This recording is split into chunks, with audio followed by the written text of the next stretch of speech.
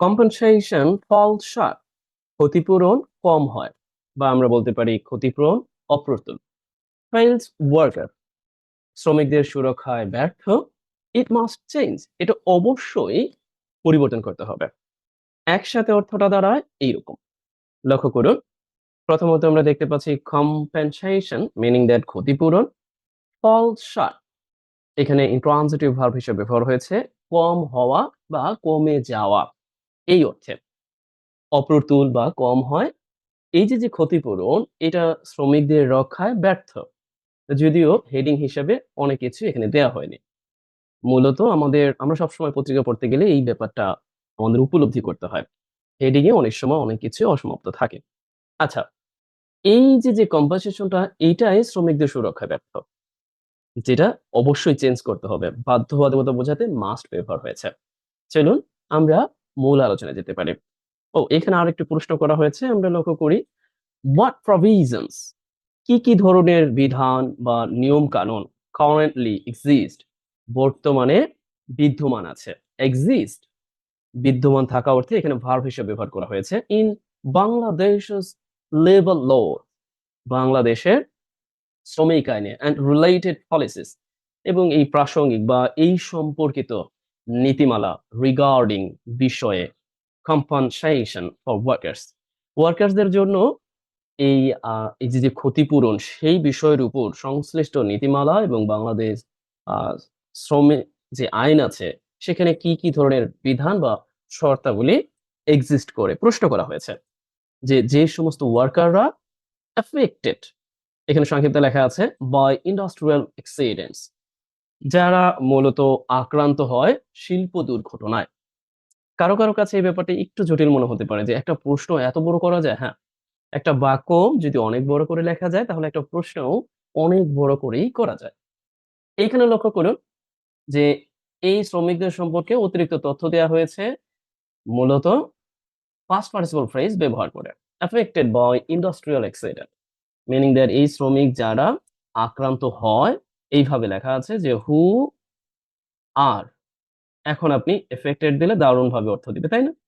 By industrial accident, আমরা জানি যখনই কোনো নাউনের পরে সরাসরি এইভাবে পাস্ট পার্টিসিপল যুক্ত অংশ চলে আসবে, বাই যুক্ত বা বাই নাও হতে পারে, তখন আমরা একে ভেবে নিব this thought is nothing but perfect participle. তবে আমরা যখন বাক্যের শুরুতেই দেখতে পাই সেই ক্ষেত্রে কিন্তু পাস্ট সিম্পল অথবা পাস্ট পারফেক্ট হতে পারে। আচ্ছা, আমরা ওই আলোচনায় না যাচ্ছি। আমরা এখানে স্পষ্টতই বুঝতে পারছি যে সংক্ষিপ্তভাবে লেখা আছে এই সম্পর্কে অতিরিক্ত তথ্য দেওয়া হয়েছে। ইম্প্যাক্টেড বা ইন্ডাস্ট্রিয়াল অ্যাক্সিডেন্ট, যারা শিল্প দুর্ঘটনায় ক্ষতিগ্রস্ত হয়। আচ্ছা, আমরা একসাথে একটু দেখার চেষ্টা করি, তাহলে এরকম দেখতে পাবো। আপনার সময় সুযোগ বুঝে দেখে নিবেন। এটা মূলত প্রশ্ন হিসেবে আছে। প্রশ্নটাও একেবারে পুরোপুরি না। কেমন? কারণ প্রশ্ন হওয়ার জন্য আমাদের কিন্তু যদি অক্সিলারি ভার্ব না থাকে তাহলে ডু ভার্বের সাহায্য নিতে হয়, তাই না? এখানে মূলত সাব হেডিং এর বিবেচনায় প্রশ্নটি এমন রাখা হয়েছে। কেউ যদি চান তাহলে প্রশ্নটি সম্পূর্ণ করে দিতে পারেন। তবে এভাবে বোঝা যাচ্ছে, আমার মনে হয় না খুব বেশি একটা দুর্বোধ্য মনে হচ্ছে। বরং অনেকের কাছে প্রশ্ন তৈরি করাটাই দুর্বোধ্য মনে হয়। চলুন আমরা পরবর্তী দেখি। তবে হ্যাঁ, এখান থেকে provisions, currently exist and related policies, affected by industrial accident, এই জাতীয় ব্যাপারগুলো একটু বেশি চর্চায় রাখবেন। আমরা পরবর্তীতে যেতে পারি। দ্য লিগ্যাল ফ্রেমওয়ার্ক, আইনি কাঠামো, আমরা এগুলো বলে অভ্যস্ত বাংলায়। ইজ প্রাইমারিলি গভর্ন, প্রাথমিকভাবে যেগুলো পরিচালিত হয়, মানে এই যে আইনি কাঠামো প্রাথমিকভাবে গভর্ন, গভর্ন মানে কিন্তু যে ড্রাইভ আছে না, অনেকটা ঐরকম। গভর্নমেন্ট আমরা যেটা উদ্ভাবন করি তার ভার্ব ফর্মটা হচ্ছে গভর্ন, এই পর্যন্ত। আর এখানে যেহেতু প্যাসিভে বাক্যটা লেখা হয়েছে এজন্য বলা হয়েছে যে পরিচালিত হয়। কেমন? প্রাইমারিলি পরিচালিত হয় by the Bangladesh labour act 2006, 2006 সালের যে আইন আছে সেই আইন অনুযায়ী প্রধানত এই লিগ্যাল ফ্রেমওয়ার্ক, আইনি কাঠামো পরিচালিত হয়। হুইচ এস্টাবলিশ, যেটা প্রতিষ্ঠা করে।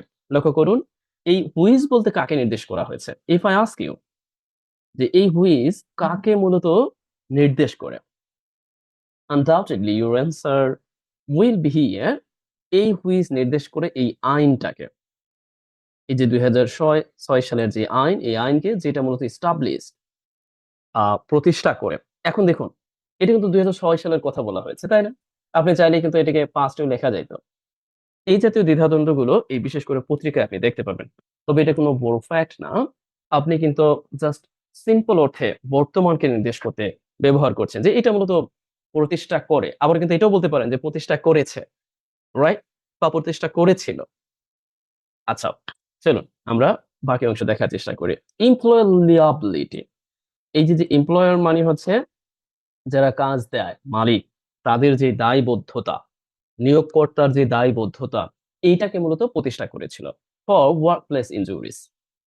ওয়ার্কপ্লেস ইনজুরিজ, ওয়ার্কিং ক্ষেত্রে যে ইনজুরিজ বা আঘাত বা আহত হয় তাদের মানে ওই জন্য। অ্যান্ড অকুপেশনাল ডিজিজ, এবং বিশেষ করে পেশাগত যে রোগ আছে এবং কর্মক্ষেত্রে আহত ইনজুরিজ, এই জন্য নিয়োগকর্তার দায়বদ্ধতাকে প্রতিষ্ঠা করেছিল যেই আইনি কাঠামো, সেটা মূলত তৈরি হয়েছিল 2006 সালে। আমরা একসাথে এখানে দেখতে পাচ্ছি। আমি কিন্তু বারংবার একটা কথা বলি, আপনি আপনার মতো করে বাংলা বাক্যকে বলার চেষ্টা করবেন। আমি শুধুমাত্র আপনাকে সাহায্য করছি যাতে খুব সহজেই আপনি আহ ইংরেজি থেকে বাংলা অর্থটা ধরতে পারেন। কিন্তু আপনি আল্টিমেটলি যখন একটা ধাপ অতিক্রম করবেন, তখন কিন্তু এই বাংলা এটা ওটা দয়া করে দেখার চেষ্টা করবেন না। শুধুমাত্র অনেকের সুবিধার্থে আমি এই বাংলা লেখাটা আপনাদের জন্য কষ্ট করে হলেও লিখি। আচ্ছা, চলুন। এখানে গ্রামাটিক্যালি ইতিমধ্যে আমাদের ব্যাখ্যা করা হয়ে গেছে। আমাদের এই হলো একটা প্রধান বাক্য, আর this is called independent, no, dependent sentence clause you can call it. যে এই ডিপেন্ডেন্ট ক্লোজটা কি ধরনের clause? If I ask you, noun clause, adjective clause, adverbial clause, what? যারা আমার নিয়মিত ভিডিও দেখেন তারা ইতিমধ্যেই জানেন। এটাই আপনার জন্য বাড়ির কাজ। দয়া করে এখনই করে দিন। অন পেপার, কাগজে কলমে। সবসময় কিছু ফ্রেজ আছে এগুলো আমাদের জানা জরুরিও বটে। কাগজে কলমে আমরা মাঝে মধ্যে বলি না, this is on paper. Workers are entitled. Entitled meaning that, এর অর্থটা হলো অধিকারভুক্ত করা। মানে এখানে প্যাসিভে আছে, মানে অধিকারভুক্ত করা। কম্পেনসেশন, এই ওয়ার্কারদেরকে অধিকার দেওয়া হয়, ক্ষতিপূরণের অধিকার দেওয়া হয়, ক্ষতিপূরণ নেওয়ার অধিকার দেওয়া হয়। এন্টাইটেলড টু, অ্যাপ্রোপ্রিয়েট প্রিপোজিশনের ভিত্তিতে। কম্পেনসেশন, ডিপেন্ডিং, নির্ভর করে। এই ডিপেন্ডিং কি হিসেবে ব্যবহার হয়েছে? এখানে প্রেজেন্ট পার্টিসিপল আকারে ব্যবহার হয়েছে। ওই যে আমরা অনেকটা বেস ফ্রম, বেস অন ব্যবহার করি না? আমি দেখাচ্ছি। এই যে বেস, এরকম ব্যবহার করি, বেস অন ফ্রেজ তৈরিতে। ঠিক ওই রকম ভাবে এখানে ডিপেন্ডিং অন ব্যবহার হয়েছে, বাট এটা প্রেজেন্ট পার্টিসিপল আকারে ব্যবহার হয়েছে। এর মানেটা হলো এটার উপর ভিত্তি করে, on the nature of injury, injury আহত হওয়ার যে ধরন, সেই ধরনের উপর ভিত্তি করে, প্রকৃতির উপর ভিত্তি করে। দেখুন, নেচার বলতে আমরা এক অর্থে বলতে স্বাভাবিকতা বুঝি। নেচার মানে হচ্ছে ধরন, প্রকৃতি। কেমন?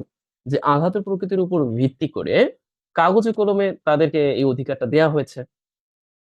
আমরা তো বুঝতেই পারছি, খুব সহজেই বোঝা যাচ্ছে। রাইট? দেখি আসলে ব্যাপারটা কি। ইন কেসেস অফ ডে, এটা যদিও আনএক্সপেক্টেড, বাট বলতে হচ্ছে। মানে এই যে মৃত্যুর যেই কেস গুলো আছে, বিষয়গুলো আছে, compensation is taka 2 lakh, or you can say, এটাকে ২ ভাবে আপনি বলতে পারেন যে 200,000, or you can say 2 lakh, and for permanent total disablement, এবং স্থায়ী যে সম্পূর্ণ অক্ষমতা, তাদের জন্য ধরা হয়েছে 2,50,000। আচ্ছা, আচ্ছা, এই ব্যাপারটা কিছুটা, না ঠিক আছে, এটা আমার মনে হচ্ছে যারা আইন প্রণয়ন করেছেন তারাই ভালো বুঝেন। এই ক্ষেত্রে হচ্ছে 2 লাখ, আর যারা স্থায়ী সম্পূর্ণ অক্ষমতা তাদের জন্য হচ্ছে এত। মানে আরো 50 বেশি বোঝা যাচ্ছে। আচ্ছা, আমরা আইনের মধ্যে আপাতত না যাই। যতটুকু বোঝার চেষ্টা করি যে এই আইনটা 2006 সালে করা হয়েছিল। চলুন পরবর্তী দেখা যাক। পার্শিয়াল ডিসেবলমেন্ট, আংশিক যেই অক্ষমতা, ইজ ক্যালকুলেটেড, এটা আহ, নির্ধারণ করা হয়। ক্যালকুলেটেড নির্ধারণ করা হয়, এখানে প্যাসিভে আছে। প্রপোর্শনেটলি, এটা অনেকটা অনুপাতের ভিত্তিতে গণনা করা হয়, নির্ধারণ করা হয়। এই পার্শিয়াল যে অক্ষমতাটা আছে, while যেখানে, এখানে কনজাংশন হিসেবে ব্যবহার হলো while যেখানে মানে অন্যদিকে। while দিয়ে আমরা বেশ কয়েকটি অর্থ দেই, যদিও অর্থ দেই, যেখানে অর্থ দেই, যখন অর্থ দেই, বিপরীত বাক্য বা বিপরীত সেন্স দিতে অর্থ দেই। সেই ধারাবাহিকতায় এই বাক্যের কিছুটা আংশিক বিপরীত নির্দেশ করতে, যেখানে টেম্পোরারি ডিসেবলমেন্ট, যারা নিয়ে অস্থায়ী ডিসেবলমেন্ট আছেন, যারা অক্ষমতা অক্ষম হন, প্রোভাইডস দেয়।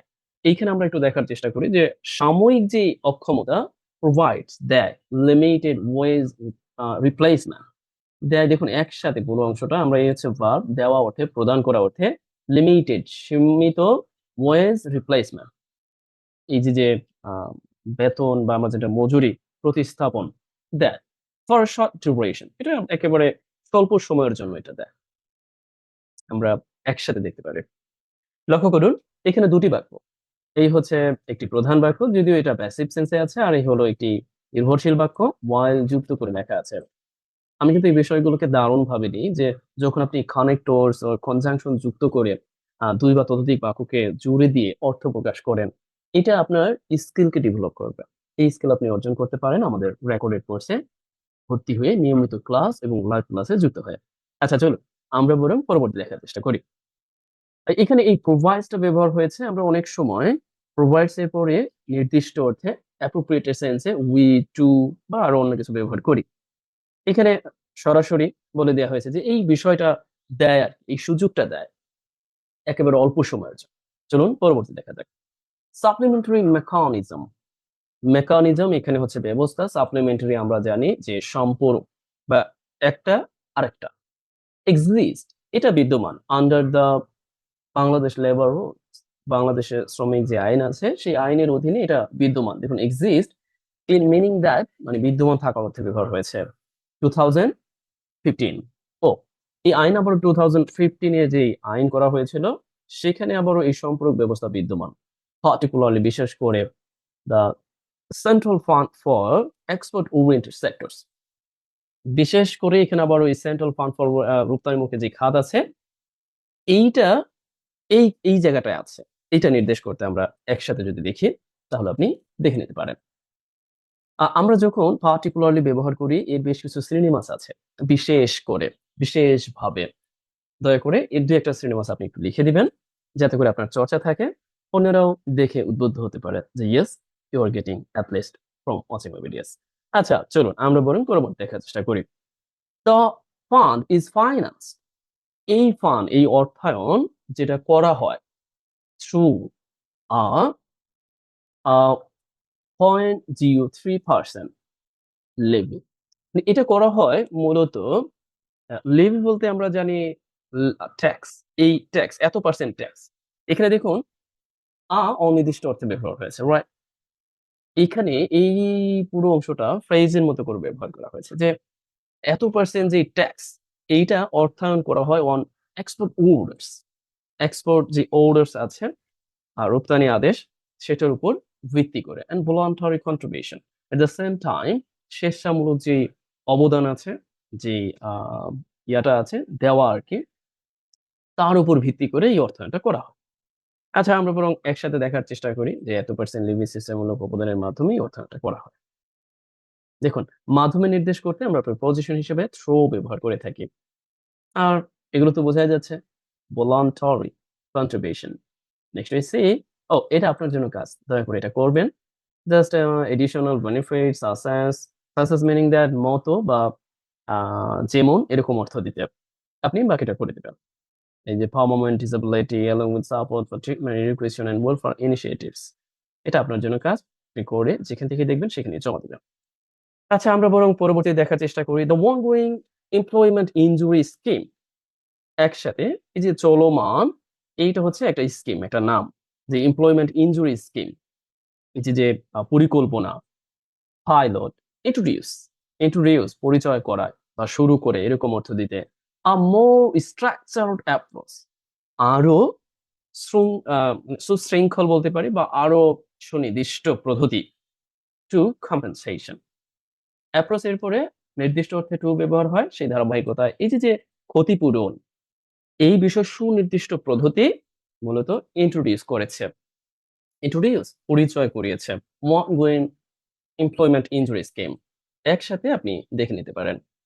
এখানে বোঝার কিছু নাই। খুবই আচ্ছা, একসাথে এখানে একটা দেখুন একটা নাউন ফ্রেজ তৈরি হয়েছে। এই জাতীয় নাউন ফ্রেজ গুলো অনেকের কাছে একটু জটিলও মনে হতে পারে। মোর তার আগে বড় ব্যবহার হয়েছে। তাহলে আমাদের যে নিয়মিত ক্লাসের অংশ হিসাবে আমাদের বিশেষ করে যেটাকে আমরা বলেছিলাম অ্যাজেক্টিভ কম্পাউন্ড অ্যাজেক্টিভ যুক্ত যে ক্লাস সেগুলো দেখতে হবে। ইতিমধ্যে আছে, আপনি দেখে নিতে পারেন। সেখানে এই জাতীয় বড় বড় নাউন ফ্রেজ কিভাবে তৈরি করা যায় বলা আছে। তো আরো আছে। আচ্ছা, আমরা যত দ্রুত পারি শেষ করার চেষ্টা করব। তারপরে আপনাদের জন্য বাড়ির কাজ থাকবে বাকি অংশ। দ্য স্কিম, এই যে প্ল্যানটা, এই যে পরিকল্পনাটা provides that monthly pension payments, মাসিক ভিত্তিতে যে পেনশন প্রদান করে অ্যাজ ইনকাম রিপ্লেসমেন্টের অংশ হিসেবে, আয়ের বিকল্প হিসেবে ক্যালকুলেটেড, যেটা নির্ধারণ হয়। দেখুন এইটা মূলত কিভাবে ব্যবহার হয়েছে, এরকম একটা ব্যবহার আমরা কিন্তু শুরুতে দেখেছি। মূলত এটা পাস্ট পার্টিসিপল আকারে আছে। এই অংশটা এই সম্পর্কে অতিরিক্ত তথ্য যেটা সংক্ষেপে আছে, এটা আপনাদের জন্য কাজ। মূলত এটা সংক্ষেপে কিভাবে আছে, রাইট? বলে দিব? না, তাহলে আপনি শুরুতে একটু দেখতে পারেন, বুঝতেই পারবেন দারুণভাবে। তারপরে একটু বলে দিই, কারণ এই ভিডিওটি, এই যে দেখুন, মূলত এটাকে যদি আপনি ধরুন, এটাকে হু ইজ দিয়ে রিফার করলেন, কথার কথা, হু ইজ দিয়ে।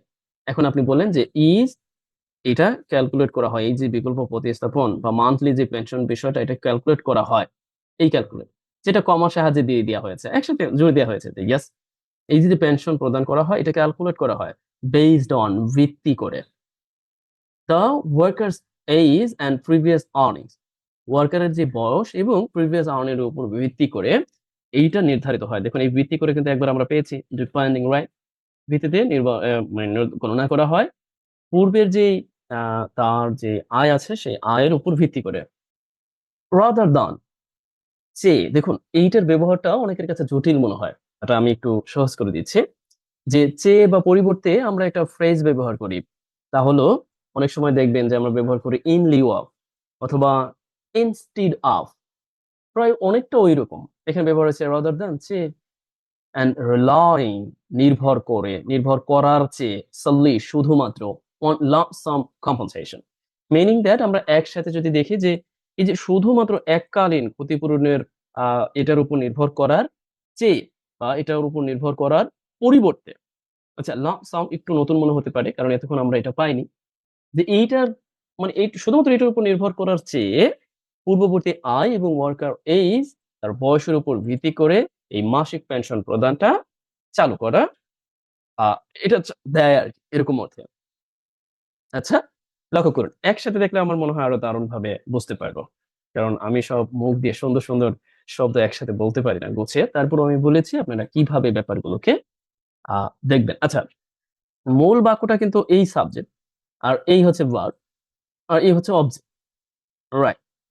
এই অংশটা হচ্ছে ফ্রেজ হিসেবে আছে অ্যাজ ইনকাম রিপ্লেসমেন্ট, এই ভিত্তিতে।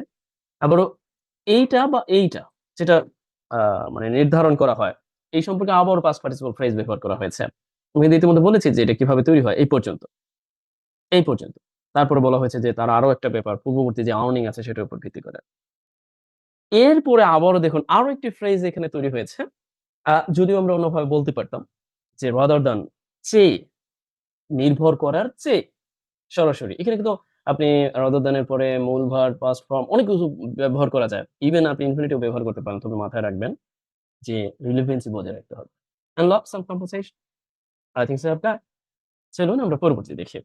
Despite, সত্ত্বেও, these provisions, এই provisions গুলো সত্ত্বেও, please I'm requesting you, please make a sentence using despite as preposition, using or making a prepositional phrase, then you can make a sentence. And entitlements, এই যে ইয়াগুলো মানে তাদেরকে প্রদান করা হয়, তাদের যে অধিকার, তাদের যে প্রাপ্য, remain limited, এটা সীমিত থাকে। এবং এটাও কিন্তু একটা linking verb. You can use, এবং এটা লেখালেখিতে পড়ায় অনেক পাওয়া যায়। এজন্য এটাকেও আপনি ব্যবহার করতে পারেন। যে এটা সীমিত থাকে। In most cases, অনেক ক্ষেত্রে compensation is largely one time and cap, এই যে ক্ষতিপূরণ এটা মূলত বা অধিকাংশ এককালীন অথবা সীমাবদ্ধ। হ্যাঁ, অনেকটা ওই যে লিমিটেড এর মতো করে সীমাবদ্ধ, সীমিত। আমরা একসাথে দেখতে পারি, আপনি দেখে নেবেন। ইন প্র্যাকটিস, বাস্তবে। আচ্ছা, এই বাস্তবে অর্থ দিতে আরো কি সিনোনিমাস আপনার জানা আছে? অ্যাডভার্বিয়াল ফাংশন হিসেবে দয়া করে আমাকে একটু অবগত করবেন। প্রকৃতপক্ষে বাস্তবে নির্দেশ করতে। ইমপ্লিমেন্টেশন, এই যে কম্পোজিশন যে ইমপ্লিমেন্টেশন, এটার যে বাস্তবায়ন, উইক অ্যান্ড ইনকনসিস্টেন্ট, এটা দুর্বল এবং একই সাথে অসংলগ্ন, মানে প্রাসঙ্গিক নয়। একসাথে দেখি, লক্ষ্য করুন, খুবই ছোট বাক্য। আপনি ইমপ্লিমেন্টেশন উইক অর ইনকনসিস্টেন্ট দিয়ে নিজেও একটা বাক্য তৈরি করতে পারেন। Exploring the situation, what's going on or we are facing living in a country, right? চাইলে আপনি এই জাতীয় একটা বাক্য তৈরি করে দিতে পারেন। কি গ্যাপ, একটি মূল, আমরা বলতে পারি যে ফাঁক-ফোকর বা আমরা যেটাকে বলতে পারি ঘাটতি, সেই হিসেবে প্রাথমিক বা মূল যে ঘাটতি, the key ঘাটতি, inadequacy অপ্রতুলতা, মানে ঘাটতি কম, এটা পাওয়ার চেয়ে নাই, and stagnation এবং স্থবিরতা of compensation amount। একসাথে আমরা এটা দেখে নিতে পারি। আশা করছি আপনি আজকের যে আলোচনা কিছুটা হলেও বুঝতে পেরেছেন। যদিও একটু তড়িৎ গতিতে গেছি, গ্রামাটিক্যালি তেমন ব্যাখ্যা করিনি। তবে আমার মনে হয় এতটুকুই যথেষ্ট। তারপরেও যদি আপনাদের কোনো এখানে সংযোজন, বিয়োজন কোনো ব্যাপার থাকে অবশ্যই আমাকে অবগত করবেন। ভালো থাকুন। আর পিডিএফ সহ সাজানো ক্লাসগুলো পাওয়ার জন্য আমাদের কোর্সে ভর্তি হতে পারেন। আজ এ পর্যন্তই। সুস্থ থাকুন, ভালো থাকুন। অন্ততপক্ষে আমাকে অবগত করুন যে, "yes, you are getting something at least from watching the videos."